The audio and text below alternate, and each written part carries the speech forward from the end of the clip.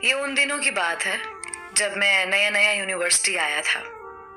लड़के लड़कियों का एक साथ पढ़ना और रहना मेरे लिए नई बात थी, क्योंकि गांव में इस चीज का हम सोच भी नहीं सकते थे।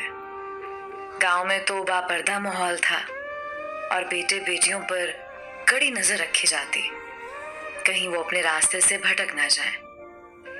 सिर्फ कुरान मजीद की तालीम दी जाती, जो मोहल्ले की बुजुर्ग औरत लड़कियों को पढ़ाती, जिसे बीबी जी कहा जाता था। मेरे लिए ये सब नया था।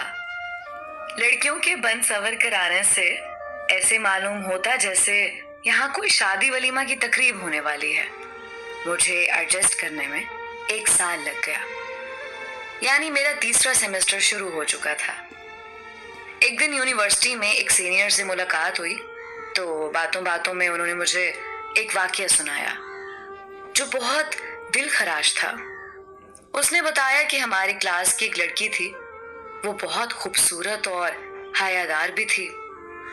वो हमेशा अपने काम से काम रखती, किसी लड़के से उसका कोई रिलेशन नहीं था, लेकिन यूनिवर्सिटी के माहौल ने उसे बिल्कुल बदल कर रख दिया। उसकी क्लास फेलो से दोस्ती हो गई, उनका उठना बैठना क्लास लेना सब एक साथ होता था। गर्मियों के अयाम शुरू हुए तो लड़के ने लड़की से मरे जाने की ख्वाहिश का इजहार किया, मगर उसने साफ इनकार कर दिया।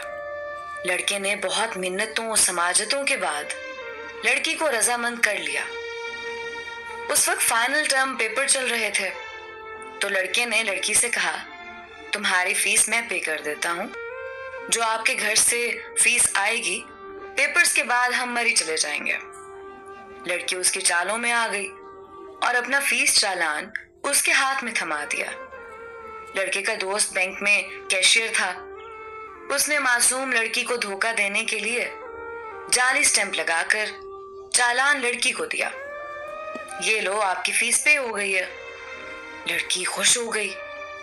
हुआ कुछ यूं कि लड़की की फीस पेपर्स होने से पहले आ गई तो उसने लड़के को दे दी और दोनों ने मरी की तैयारी शुरू कर दी।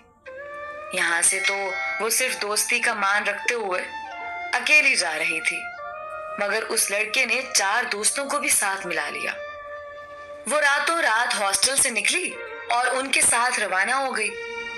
3-4 दिन से घर राब्ता ना हुआ तो उसकी फैमिली बहुत परेशान हुई, क्योंकि उसका मोबाइल भी बंद जा रहा था। जब हॉस्टल से राब्ता किया गया तो मालूम हुआ कि वो घर जाने के बहाने से 5 दिनों से हॉस्टल से जा चुकी है। फैमिली में परेशानी की लहर दौड़ गई। दूसरी तरफ वो इज्जत का जनाजा निकलवा कर वापस आ गई। वापस आकर घर में ये कह दिया कि उसका मोबाइल खराब था और वो अपनी सहेली के घर लाहौर गई हुई थी। 2 हफ्तों बाद फाइनल टर्म पेपर्स की डेट शीट भी आ गई थी। पहला पेपर था। एग्जामिनेशन इंचार्ज ने दौराने पेपर आकर फीस की अदम अदायगी पर उसे पेपर से उठा लिया। वो चीखती चिल्लाती रही, अपना फीस चालान भी दिखाया, मगर कुछ ना बन सका और उसे किसी पेपर में ना बैठने दिया गया। अब वो घर से दोबारा फीस भी नहीं मांग सकती थी। वो लड़के का गिरेबान पकड़कर बहुत रोई, मगर अब पछताने का क्या फायदा जब चिड़ियां चुग गईं खेत। अब कुछ भी नहीं हो सकता था।